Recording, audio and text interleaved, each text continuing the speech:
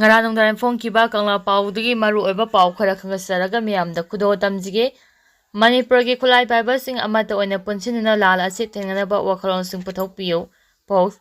Manipur da laiba khulai paiba group sing amata oina punsinduna hauzik thokliba lal asi thengnana anawa Wakhallon sing puthokpiyu haina Federation of Civil Society Organization Post Manipur gi President TS Maniharna appeal tawkhre Manipur da hauzik thokliba irang asiga mari lenina ngasi kawa baroma khongda laiba Manipur Women's Federation MWF के office पांगदोप पाउगी मिफम अमदा वफम असी फोंगदोलादुना मनिहारना high था खरा लालेब्रब मतुंग cookie खुलाई पाबसिंगना drone अमदे Reigns मिसा सिजिनादुना मैते मियामगी मथक्ता नौना लादारक्ले मसिना मरम ओइरगा कक्ट्रो अमदे मोइरांगदा मियोय अममम थवाई मांगख्रे मणिपुरगी ओइरक्लिबा फिबम असी येंगलगा मणिपुर लेंगा के सिक्योरिटी एडवाइजर अमसुम मणिपुर पुलिस की डीजीपी मखोई फमदगी लथोकदबनी लोनिना इंडिया की सरुक अमा ओइरिबा Manipur लानारक्लिबसी defence minister हक्सिना लाउदना military trade down अमा चथरगा मणिपुर कनगदबनी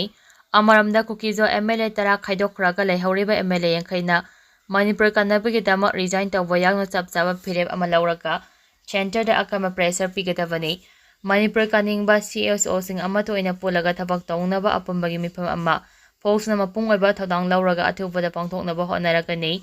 हारिबा मिफम असिदा सीएसओ खुदिमकना सरुक यामिनसी मिफम असिदा लाक्तबा सीएसओ सिंगदे मणिपुर की इंटरेस्ट थबक तौनिंगदबने हाइना लौथोकनी मसिगा लोनिना अखोइगी आर्म ग्रुप सिंग अमतो ओइना पुल्लगा लाल असि थेंगनाबियो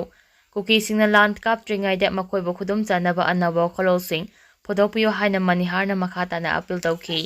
मणिपुर थुगाइनाबा होटनारिबा कुकी एमएलए तरा हौजिक फावबा कारिगी फाद्रिबनो योम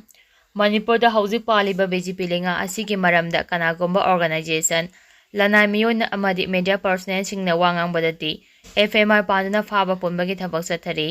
मणिपुर थुगाइनाबा होटनारिबा कुकी टेररिस्ट सिंग बोलु सिंगनिबा अमदि मणिपुर थुगाइनाबा होटनारिबा कुकी की एमएलए तरा हौजिक फावबा कारिगी फाद्रिबनो हाइना यूथ ऑफ मणिपुर योमगी चेयरमैन चिंथांगंबा लौरेंबामना ngasi मणिपुर प्रेस क्लब पांगथोकपा पाउमिंगसिंगा उनबा अमदा फोंदोखरे चिंथांगंबा लौरेंबाना मखा तारादुना मैतै हाइबा फुरपसी मुथनबा सेंट्रल फोर्सिंगना कुकी टेररिस्टिंगदा एडवांस ओइबा टेक्नोलॉजी सिंग पीबदा नतना ट्रेनिंग फावबा पीरी सेंट्रल फोर्सना पारिबा खुलाइसिंग मैतैगी खुलंगाफसिंगदा सिनाबिरो नत्रगा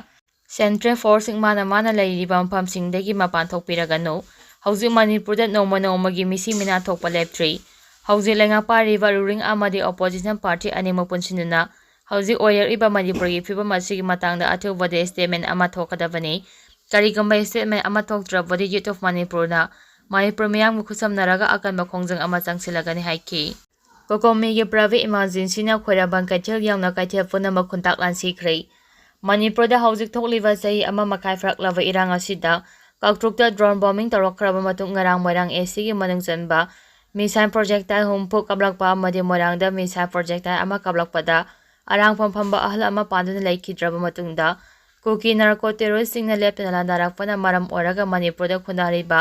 मैते मियामगी पुंसी असि सिगनी चंगनी खंगदबा मौंग अमा लाकपदगी लेंगांग लंगाक सेंबा ngamdrabadina isa isana punsi kanjanaba kokomina ngarang private emergency लाउथोखिबदगी इम्फाल के खोरामंग कैथेल यावना दुकानसिंग थोंगलोनाख्रे अमदि बिष्णुपुर डिस्ट्रिक्ट के तोंगा अचौबा कैथेलसिंग कानाखिद्रे दुकानसिंग थोंगलोनाख्रे डिस्ट्रिक्ट असिगी अचौबा कैथेलसिंग नंबल ओइना बिष्णुपुर निंगथोखोंग मोइरांग लमखाई मोइरांग कुमिना सिंगबा कैथेलसिंग कानाखिद्रे कैथेल संगबा मियोइसिंग नतना कैथेल फमनाखिदे कैथेलसिंग असिदा लैबा दुकानसिंग थोंगलोनाखि लना मियोइसिंग लनागी थबक चनबा नतना लंबीदा पैसेंजर गाड़ी सिंगसु सेनाखिद्रे कैथेल अमसुंग तिदिम लंबी खुंताक लांसिख्रे अमरमदा डिस्ट्रिक्ट असिदा लैरिबा महिरोइसन खुदिमकसु स्कूल कानाखिद्रे कोकोमीगी मतंग काक्तबा प्राइवेट इमरजेंसी लाउथोखिबा सिना मरम ओइरगे इम्फाल के खोरामंग कैथेल यावना मफम खुदिमकता दुकान हांगदबा अमदि लंबीदा मी चनदबदगी खुंताक लांसिबगा पांखकनरे अमरमदा मणिपुर लेंगा के एजुकेशन डिपार्टमेंट ngasi स्कूल सिंग थोंगलोनबा खंगनखिबदगी महिरोइसिंग स्कूल दा चनखिद्रे कुकी नार्को टेररिस्टिंग मरुफंगना तौथोक्ट्रिबा फावबा आर केराबागी असिबा हक्चांग लौखिरोई के पत्नावती मम्पिल की प्रेसिडेंट के पत्नावती ने हाइख्रे कुकी नार्को टेररिस्टिंग मणिपुरदगी मरुफंगना तौथोक्ट्रिबा फावबा आर केराबागी असिबा हक्चांग लौखिरोई हाइख्रे ngarang moirang mairemam laikai da thokiba lebak thiba thogdo adugi matangda Ngasi moyangna paumingsinga unaba amada mampinggi president Padma Patina hai ngarang ngangkroi maningde leiba kuki khulbdagi kuki singna rocket bomb kapsilaktuna ekte chacharakpada leikhidraba RK rabagi thawai yaudraba haksang marang ACG MLA thongam sanjina miyamna thajaba pibadagi rabagi thawai yaudraba haksang adu numidang athengbada mokta pukhrei kuki narco terrorist sing Manipurdagi maru phangna takthoktriba fawba RK rabagi thawai yaudraba haksang laukiroi miyamgi lantum amadi punsi ngak semba ngamdraba Central Security Force Manipurdagi lauthokikadabani kariguma miyamna taliba demand asi thabak to onthokdrabadi Manipurda leiriba CSO sing amadi maira paibasing loinana makhal makha kayagi khongjang changsilakani haina mahakna makha takhi Sugunuda khuthoknabada khulngakpa ani soklei ngasi ayu pung 10:10 rom taba matamda Kaksing district ki manungchana leiba Sugunugi mafam kharada Churchampurgi lalonfa area dagi kuki khulai paibasingna bom amadi namai kapchinuna attack torakrai kuki khulai paibasingna bom amadi namai kapchinuna attack tarakki baduda khulngakpa ani aso apanangki Solaba khulngakpa ani ajude yorembam chawba jaini fugomdoi yaifaba kunga tarukni makoi ani Kaksingna leiba Jiban Hospital da ahambagi oina laying satharaba matung Imphal-gi Sija Hospital da pukhatuna laikanakhrei Lekhidravi Surbalagi maza ani da tha khudingi education financial support piragani imatrals Kautrukta kuki maintenance singa drone sijinaduna chathakiba bomgi attack-ta Lekhidravi ngambam Surbalagi lehauriba maza ani da tha khudingi education financial support oina lupa 5,000 sahi amasupna piragani haina egalitarian Manipur of Outgrowth imatrals na lautokibaga loinana chaliba tha asigi education financial support khuchinakrei Lekhidravi ngangam Surbalagi machanupa ngangam Mahesa sahi amasupna pigadaba education financial support ke tha amagi senfam ngasi masada khusinakhi amadi machanupi ngambam Roziagi oina sahi ani chupna pigadaba financial support tha asigi oina mahaki apokpi account da transfer tawrakre haire imatras ke trust member amane Lekhidraba Surbalagi imungda trust asina hak thengnana chatuna yengsilaba matungda lehauriba macha ani asida education support pina warep achilawbani machanupa Maheski oina di additional support asai sahi ama pigani aduga machanupi Roziagi oina sahi ani chupna education support pigadauri trust asina lawgi chaching phanglaba mahiroi punna 35 da education financial support khusinakhrei mairoi amada tha amagi lupa 3,000 dagi 5,000 fawa financial support pibani loinana Roziana hospital da layingbada changba senphamsing adugi mating oina su lupa 10,000 trust asigi maiketigi mating panglamki hairi pubo thangba ngamdaba senkhai tawrakpadagi councilor mapan resign tawnaba warep laukrei tungan balupsingna pubo thangba ngamdaba senkhai tawrakpadagi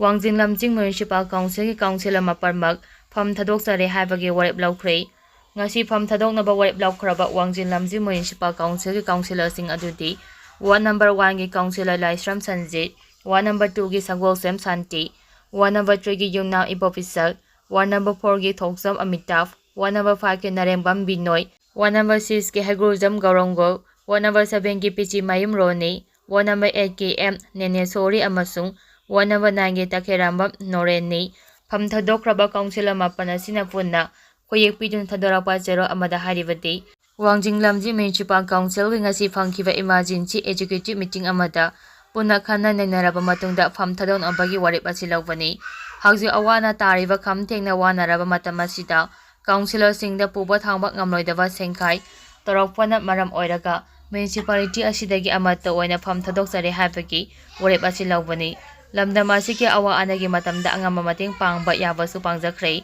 mara asida puba thangba ngamloidaba sengkhai thungai asina maram oiraga councilor singna warep achilawbani hairi